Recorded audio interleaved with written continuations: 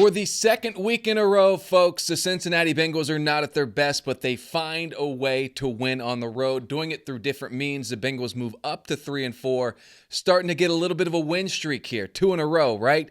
It feels nice to have back-to-back Sundays where they come away with a victory. Sorry I'm a little late.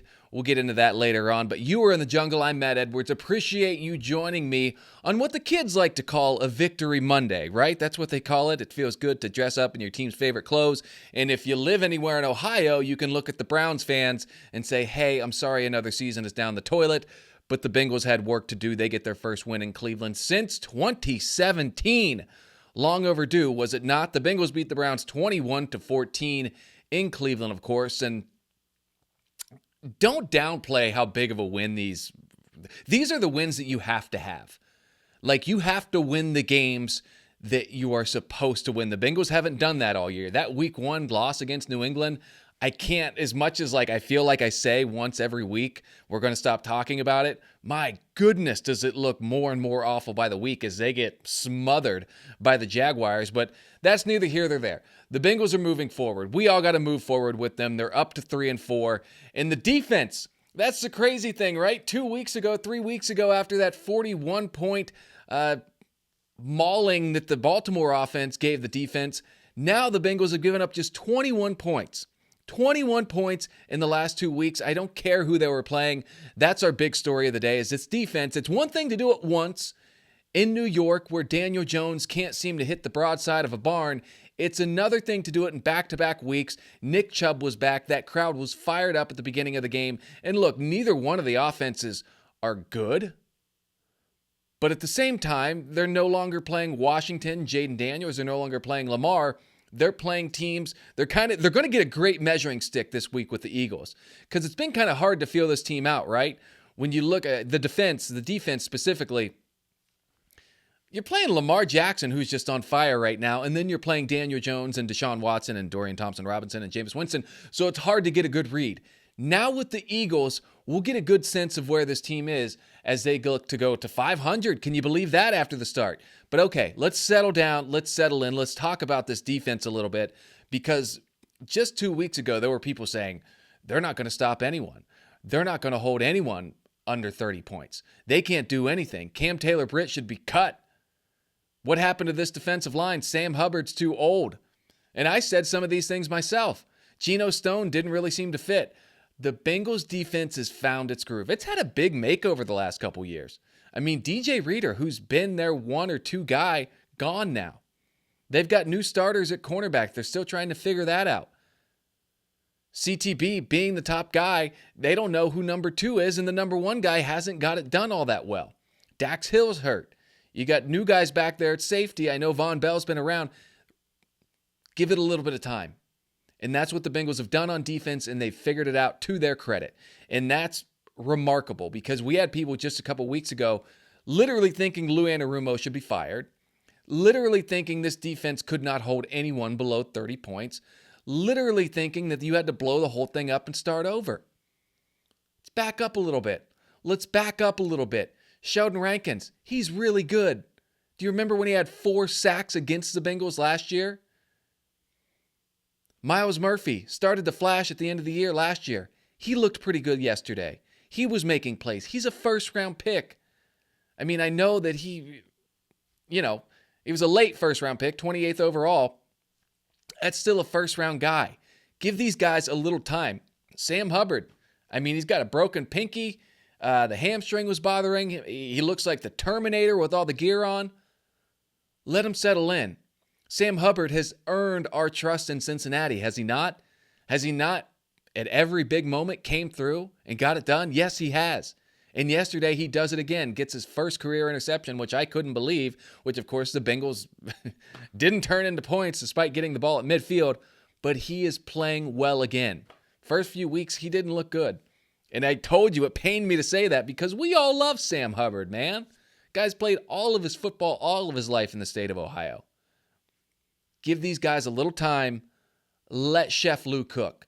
He's got it figured out. And again, we might feel different when he has to go, because, I mean, they've still got Lamar again. They've still got teams on this schedule I mean, the Eagles, I think this week will be a great measuring stick. I don't want to get too much into this Sunday as we still celebrate and talk about yesterday as I record this on a Monday, but things are trending in the right direction. And this week will be a great measuring stick. Jermaine Pratt had 13 tackles yesterday. He kind of didn't seem to be his usual self the first few weeks. Settle in. Let him figure it out.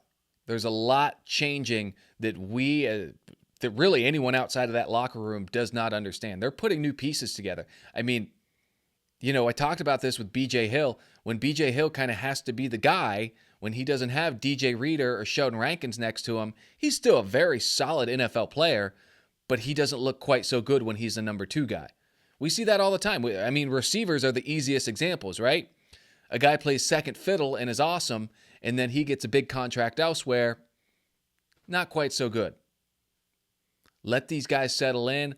They put pieces in place. When you let the system work together and when all the pieces are there, they look pretty dang good. Do they not? Only allowed 21 points. Is that right? Yeah, 21 points in the last 2 games. That's really solid. I don't care who you're playing. 2 NFL games on the road. If you did it once against the Giants, all right, let's see. They did it in back-to-back weeks. Yes, the offenses were terrible. It's the NFL. It's the NFL. The difference between the 28th offense and the 7th offense are not massive. They're massive in NFL terms, but when you're down on the field, they're not massive. Now, the second offense and the 32nd offense, sure. But these are road wins against a defense that needed a gut check, and that players-only meeting that happened after the Baltimore game seems to have worked out pretty well. So that's where I'm at with this defense, because here's the thing. The offense is now the one struggling the last 2 weeks, but I don't worry about the offense. We know what Joe Burrow and company turn into once that calendar flips to November. He's going to start eating people alive. I really believe that. Joe Burrow, by the way, given the circumstances yesterday, played an incredible game. That defensive line for the Browns, easily their best unit, was in his face all day. He goes, 15 of 25 for 181 yards, 2 touchdowns.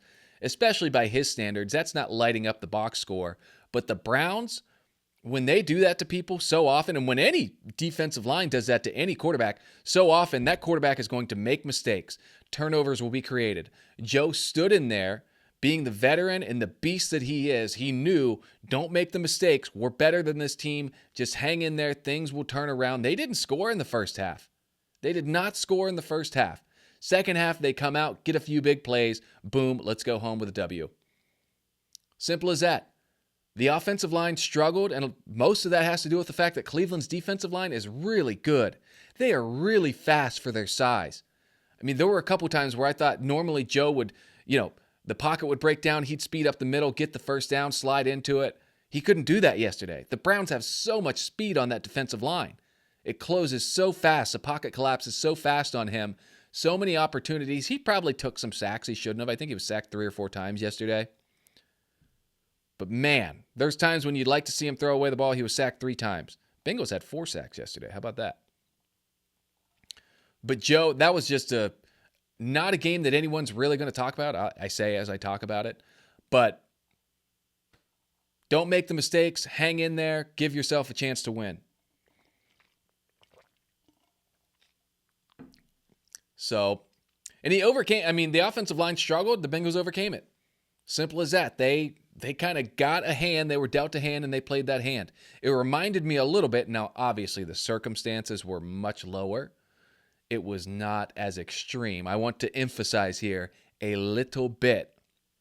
It reminded me a little bit of that 2021 performance against Tennessee on the road. The Titans are the top seed. Burrow gets sacked 8 times, but he just hangs in there, waits for the opportunities to come, takes advantage of them. That's what the Bengals and the offense did yesterday. By the way, I want to emphasize again a little bit because this offensive line is much better, much better. This is a very solid Bengals offensive line. The Browns just had a great game plan. They're really good on defense. And we saw that yesterday. They held the Bengals offense to 14 points. Of course, Charlie Jones with the opening kickoff return for a touchdown. Incredible. Let's talk about that here in a second. But write that down so I don't forget. But yeah, excellent game. Reminded me of that Tennessee game a little bit. Just hang in there and give yourself an opportunity to when the plays are there to make them, and that's what the Bengals did, put a couple of touchdown drives together in the second half. Jamar gets a touchdown. T gets a touchdown. T. Higgins, by the way, just week after week, really strong, really solid. I don't know who's going to pay him, but he's going to get paid as long as he can stay on the field. Just putting together one heck of a season after missing the first 2 weeks of the year. So it's good to see. I don't worry about the offense. The defense is finding its groove. And again, I said this the last couple of weeks. You don't need them to be a top 10 defense. You just need them to not be a bottom 10 defense. Be somewhere in the top 20, even top 22. With this offense, they'll find their groove. And as much as Zac Taylor and company seem to want to make life hard with those play calls early on and kind of seem to dilly-dally around until they need to score, and then it's like, oh yeah, we have Jamar Chase and T. Higgins. Let's give them the ball because they're pretty dang good. As much as that can be frustrating, when push comes to shove, this Bengals offense, every week is coming through. The last 3 weeks, right? Yesterday, second half, let's give it to our guys. Let's score a couple touchdowns, get the heck out of here. Week before that, only up 10-7, final 2 minutes, get lucky with a fumble, but when they need to, they drive down and deliver a death blow to the Giants. Week before that, they learned their lesson after putting up 38 points and not giving their ball to the playmakers in that final drive. So, as much as I feel good about the offense, as much as I believe the word clunky was thrown around in the locker room yesterday, yeah, it's been clunky, but when push comes to shove, I think these guys will figure it out. And maybe they're using a bit of this time right now when they feel like they have a couple games where they shouldn't have an issue to win to figure things out, to kind of, do a live action, what's the word? A little bit of a test run.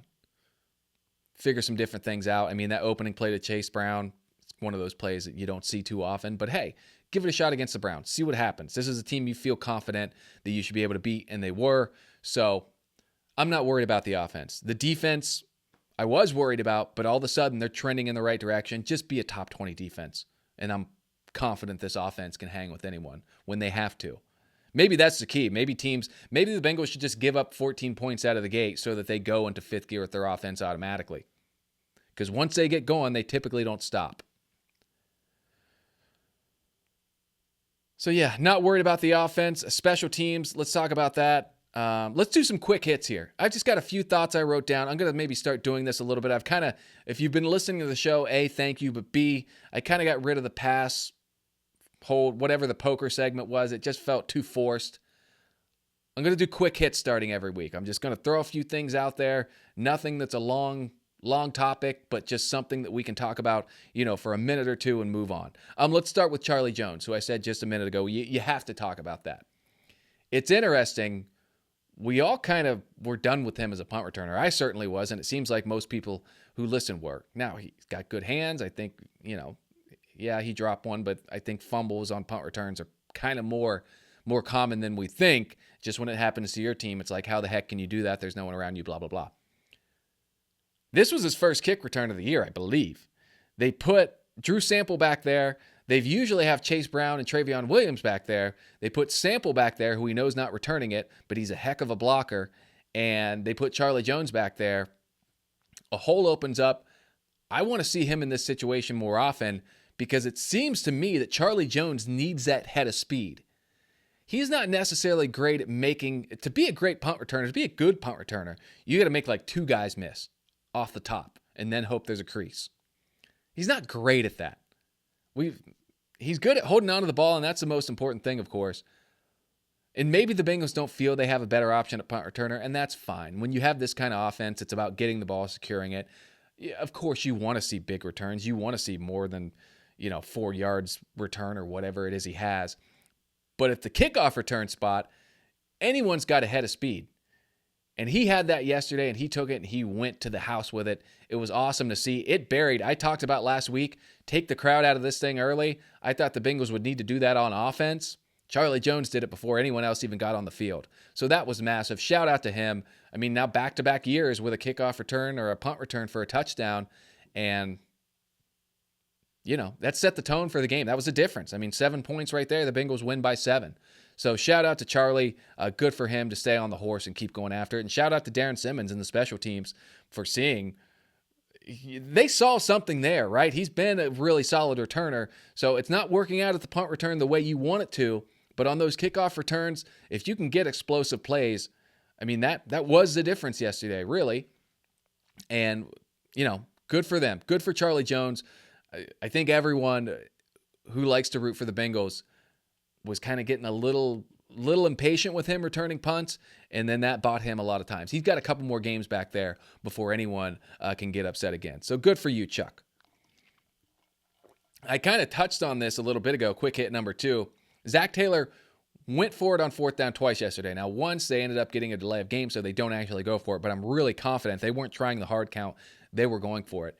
Again, the last 2 weeks now, when they've had to have it, they've went for it.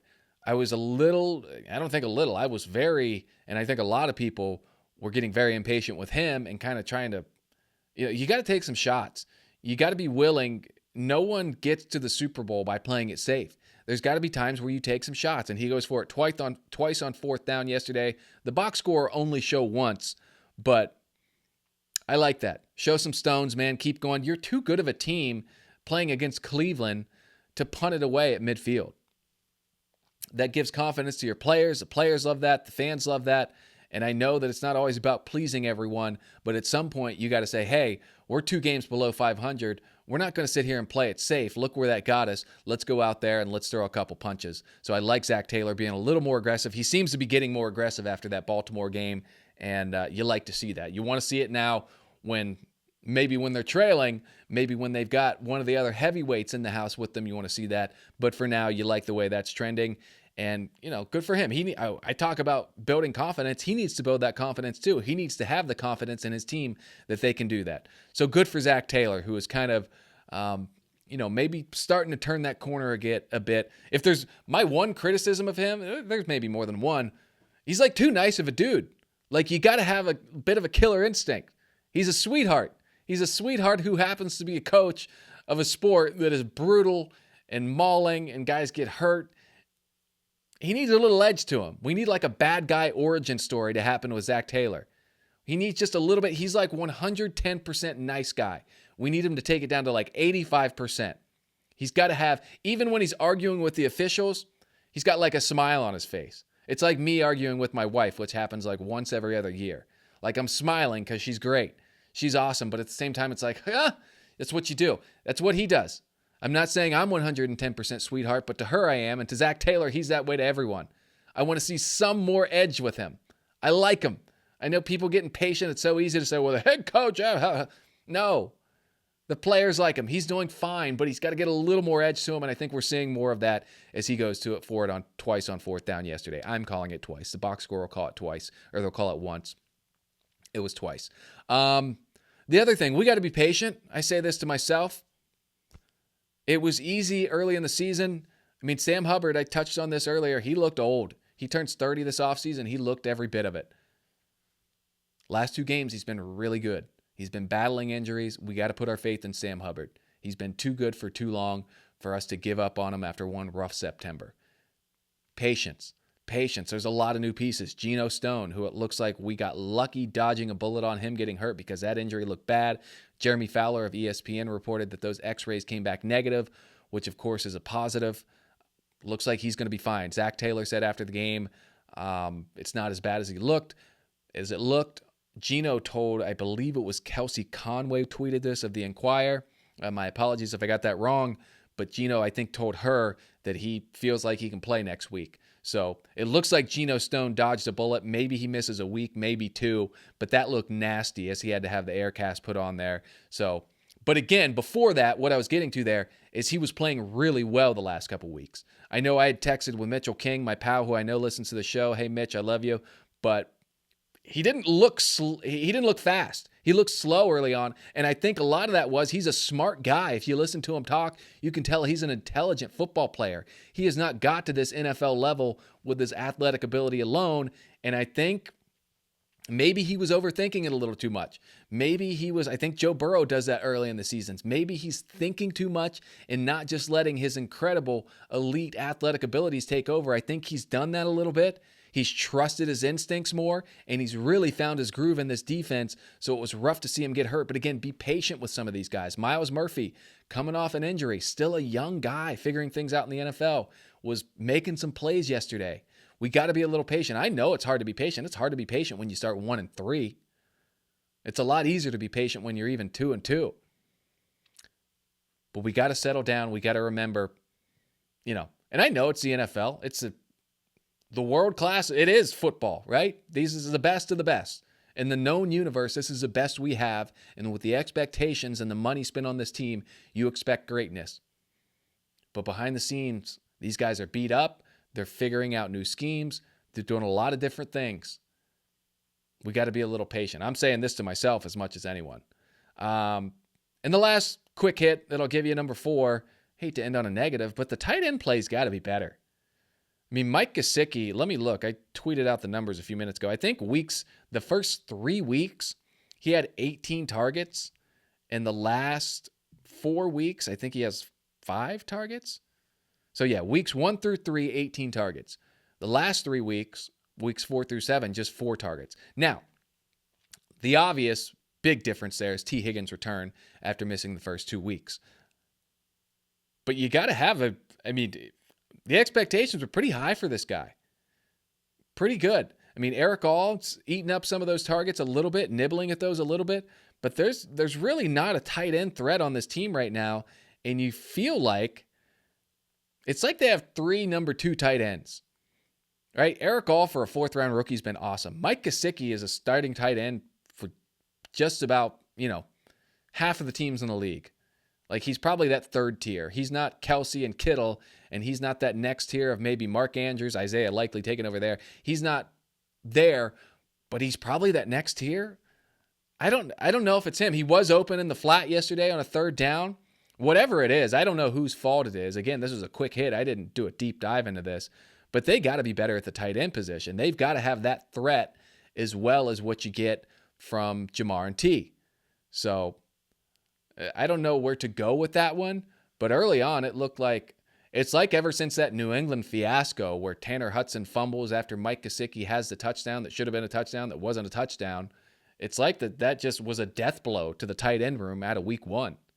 They got to figure something out at tight end. They need some more threats. There are going to be games where there's going to be a game where Jamar and T. Higgins have games that we're not thrilled with because they're playing some good defenses. They've got to have another threat. They've got to have that guy who catches a touchdown where you're like, oh, it's only his 11th catch of the year, and he just caught the go-ahead touchdown against the Steelers. You got to have one of those guys. They need to figure out who that is, and maybe that's part of it. Maybe they really can't decide. Is it Eric All? Is it Mike Gesicki? I don't know, but they got to figure something out there because they need that. An elite offense needs that. I've talked about this. If you go back and look at the teams that win Super Bowls, they all have elite tight ends. And that doesn't mean the Bengals, I don't know that anyone on this roster is going to be an elite tight end. I could see Eric All being that 2 years from now. But you got to have something. I mean, the Chiefs have Kelsey. Those Brady teams had Gronk his last few. That's how it goes, man. The elite teams have really good tight ends. So, figure something out there. Sorry to end on a negative. I promise I'm happy this morning. Very happy. Had a great Sunday. Ran a half marathon. I got my sweatshirt on if you're watching on YouTube. Pumped about that. Bengals got a win. Could have used the Steelers loss. That would have been nice. But the Jets are just a big old pile of trash, so that couldn't happen. Don't like these little straws. They look funny.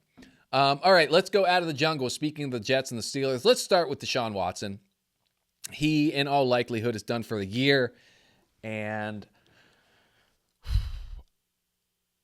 I had a lot of mixed feelings on this one, right? Like, his career might be over, and that's fine, whatever. He's got $230 million guaranteed. He's going to be fine. I don't necessarily care about that aspect. The fans seemingly cheering as he was injured. Browns players criticizing the fans after that. It's a mess in Cleveland. We're to the point now where the majority of Browns fans are in agreement that this year and what's unfolded is worse than the 2 seasons where they went 1-31. It is hot garbage. Now, I'm not someone to sit around and tell anyone what you can do or say. Say what you want. We had that big thing with the vaccine a couple years ago. If you want to do it, do it. If you don't want to do it, don't do it. I don't care. Just don't tell other people how to do it. I don't care if you boo Deshaun Watson or cheer Deshaun Watson. You can do what you want. That's the beauty of this country. That's awesome. You can do whatever you want. Say whatever you want. There may be some consequences, but it's all legal. The person next to you might throw a beer on you. Your favorite player, and Myles Garrett, might come out after you and say that was not cool, but you can still do it. My thing would be, I had some friends, as I've mentioned, I'm friends with a lot of Browns fans. I had some friends text me afterward. They weren't not unhappy, but they also weren't throwing a party. Can't you just kind of smile and look at the person next to you and say, all right, done with that. That's finally over. It just seemed a little excessive. And again, I'm not saying what you should or should not do.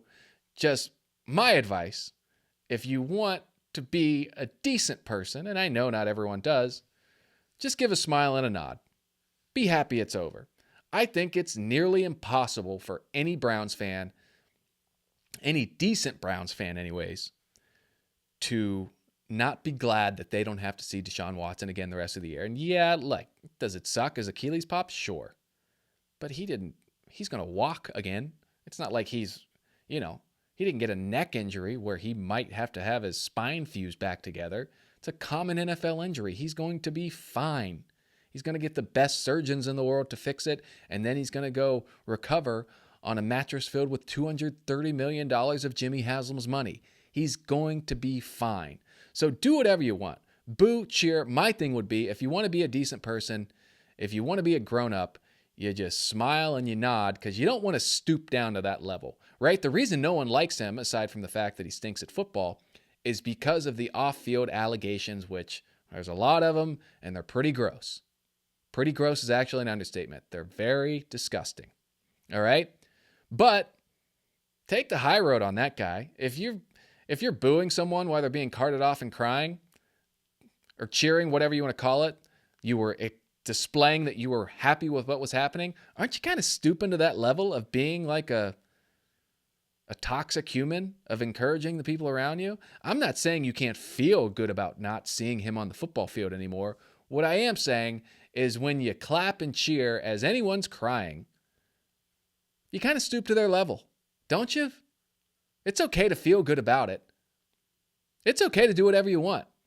But I think if you want to be decent, and I'm getting a little preachy here, and I apologize for that. It just kind of felt like, hey, if you do that, you're kind of dropping down to that, not down to that level of what he did, but you're dropping down to the level of what we see online now of the fans who DM college students because they didn't cover their bet. Just smile, nod, walk silent, carry a big stick, whatever the quote was. I just don't think it does anyone any good. But whatever. Do what you want. Doesn't surprise me that people did it. Again, we see people on Twitter every week say the nastiest things in the world because their team didn't win. Shut up. So whatever. If you want to cheer, fine. I feel like if you want to be a good person, like the real adults in the room, they just kind of say, whew, well, that's over. I don't have to cheer. I don't have to say what everyone's thinking. Everyone knows that everyone's glad Deshaun Watson's not going to be on the field anymore. I don't think you necessarily need to act like you're at Lollapalooza because of it. It's fine. But, Cleveland fans, as I've mentioned, you guys have endured, he's put you through some mental anguish. So whatever. I've never been in the position because the Bengals don't sign sexual predators. So maybe I would feel the same. I don't know. Anyways, let's move on to the other team that no one likes, the Pittsburgh Steelers. I've said all year that I am not worried about the Pittsburgh Steelers. I am now willing to admit I was wrong about that. They are 5-2.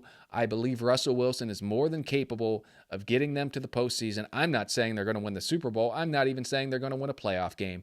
But I would bet, if I had to bet right now, the Pittsburgh Steelers will be in the playoffs. They're 5-2. They're doing what the Bengals need to do, winning the games you should win. Their 2 losses are both by a field goal. They're pretty solid. They get the Giants next. They're going to be 6-2. They get the Giants at home. Then they go to Washington. They've got Cleveland 2 more times. I mean, that right there feels like they're at 8 wins, right? They'll eke a few more out. They'll win when they shouldn't. They host Kansas City on Christmas Day. They'll do something crazy. They'll go to Philadelphia and win. I'm not necessarily worried about them beating the Bengals, who they play twice. I mean, that Week 18 game, that might end up being for a wild card spot. The Steelers are winning the games they should. Mike Tomlin, once again, is getting the most juice out of every single orange he has. They are figuring things out. I mean, he's got a defensive player posting a picture of him dressed like Osama bin Laden on his Instagram, and they still come out and whack the Jets by 22. It doesn't matter. Cleveland and Pittsburgh, they're like the opposite. Like, Cleveland's got all this insane stuff going on. The fans booing the quarterback and then cheering when he gets hurt, and then the players come out and criticize the fans. That thing's going to implode. Pittsburgh, you've got a quarterback change. You've got a defensive back posting a picture of the coach with his face on Osama bin Laden's body. They come out and win by 22. They just have like such a good structure in place that they're not going to screw up any more than they have to. They're going to make the playoffs. They're 5-2. It's incredible. I hope I'm wrong. I hope I have to come back and say, hey, I was wrong again. But they're going to do it. They're going to make the playoffs, and that's one more. I mean, the Steelers and Ravens, I should have pulled up the playoff, what's it called? The playoff predictor. Let's do it. NFL.com playoff predict. It has like the odds, and who knows how right they are. But, I mean, the Ravens and the Steelers, it's going to be very difficult for them to miss a playoff. Like, barring an injury or... I can't find the thing. But anyways, barring injuries, both those teams are in, and that means more teams are out, and you got to hope one of those teams aren't the Bengals. That's why, again, you never know what's going to happen, so you can't kind of downplay those slow starts, as the Bengals have now 3 years in a row. So I lied. I'm worried about the Pittsburgh Steelers. They're going to be a playoff team, and that's good for no one. What else? The Ravens play the Bucs tonight. That's one of the few games left on their schedule that seems like they could lose. They go to Tampa Bay, who's a really solid team, on Monday night. They're coming off the Ravens' schedule, my goodness. They beat Washington, the Bengals, and Buffalo in 3 straight weeks. Now they go to the upstart Bucs, who look pretty hot. And then they get a nice little break at Cleveland, Denver at home, who's solid, and then, of course, the one with the Bengals on a Thursday night. So, yeah, I mean... there's just not a lot of losses left on the Ravens schedule. The Bengals are going to have to be perfect to have a shot at the division against them. And we know how tough that is to do. They'll have to win that Thursday night. It almost feels like that Thursday night game, which I know it's November 7th, so we're still a few weeks out. But if the Bengals can't win that, the Bengals are then playing for a wild card spot the rest of the year. So, well, we've got a couple more before we get to that, right? We still got the Eagles at home, the Raiders at home, and then the Bengals can go from there. But that's where we're at. One for the road, and we'll get out of here. I hope you've liked the podcast. I've had fun today. I did a little different today. I really just wrote down a bunch of bullet points and kind of went with it. So if you're on YouTube, let me know in the comments what you think, and we'll go from there. One for the road. If you are watching on YouTube, you can see I'm wearing my Nationwide Children's Marathon hoodie. Ran the half marathon yesterday. Had a lot of fun. Something I do anywhere I go that is an unusual place. I love seeing, especially if it's during football season, all the different jerseys people are wearing. When I was in Greece a couple months ago, it was really interesting to me, despite the fact I was in the hometown of Giannis Antetokounmpo. Steph Curry jerseys were head and shoulders #1 out and about, which, if you know the NBA, like it's the sport over in Europe when it comes to America. Like, it's more popular over there than the NFL is. But on Sunday, I ran the 13.1 miles in the half marathon, and it's a Sunday morning. Bengals gear, #1 by a long shot. Columbus, Ohio is a Browns town. I would say probably 60 to 70% of NFL fans here are Browns fans. After that, it's the Bengals, probably, 15, 20%. Steelers aren't far behind. And then after that, your normal mixed bag, Packers, Cowboys. There's kind of a lot of Bills fans here because people migrate down from that part of the country. But anyways, Browns are head and shoulders number one. Like 60 to 70% of NFL fans in Columbus, I would say, are Browns fans. If you came from out of town on Sunday, you would have thought this is a Bengals town. I would say for every piece of Browns gear you saw out, you saw 3 or 4 people wearing Bengals gear. I think it goes to show 2 things. One, something we just talked about. A, the Browns stink, and B, they're losing legit. Like, I know at least one person, Chris, shout out, I know you're listening. He kind of hopped on the bandwagon of the Browns a few years ago. He's done now. I know a few people who have now said, like, I'll watch the Browns if I'm talking diehard fans who back in the day wouldn't miss a Browns game. Now it's like, if I'm home, I'll watch. If not, I'm not going to. And it is because of Deshaun Watson. And that's probably why they booed. Now that I look back, that's probably why they booed, because the Browns were a thing that so many people loved. And by signing that guy to be the face of their franchise, it broke their hearts.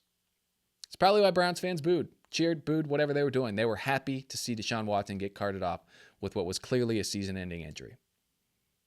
On Sunday, that was apparent. As for every person I saw in Browns gear, I saw 3 or 4 people in Bengals gear. One of that, as I just mentioned, is Deshaun Watson. The other thing is the Bengals have been good. And the Bengals side of this is when you play well and then you have a local guy like Joe Burrow, who everyone loves, who is a star guy who's cool to the kids. He's got the bleach blonde hair. He's got the cool outfits. Young people love him. There's going to be a tide turning, right? Like, for adults, it might be 60% Browns fans in Columbus and 20% Bengals fans. 20 years from now, when people my age are out running that marathon, it might be more like 40 to 40. Because the young people right now, they probably, aren't as cued in to the Deshaun Watson allegations as most of the adults are. What they see is, hey, Deshaun Watson stinks and Joe Burrow's cool. I want the number 9 black and orange jersey. So what the Bengals have done here, and look, at the end of the day, the NFL is a business. They're trying to make money.